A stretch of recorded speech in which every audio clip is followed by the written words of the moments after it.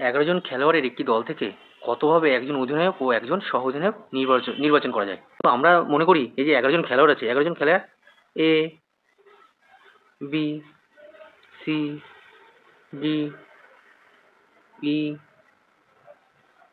F, G, H, I, J, K. ধরো এই 11 জন খেলোয়াড় হচ্ছে এ থেকে কে পর্যন্ত, 2 3 4 5 6 7 8 9 10 11।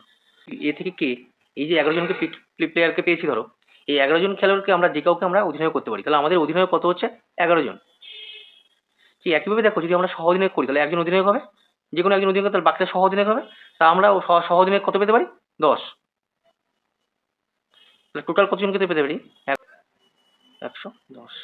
আমাদের এখানে কি বলেছে, 11 জন খেলোয়াড়ের মধ্যে কতভাবে একজন অধিনায়ক ও একজন সহ অধিনায়ক নির্বাচন করা যায়? কতভাবে?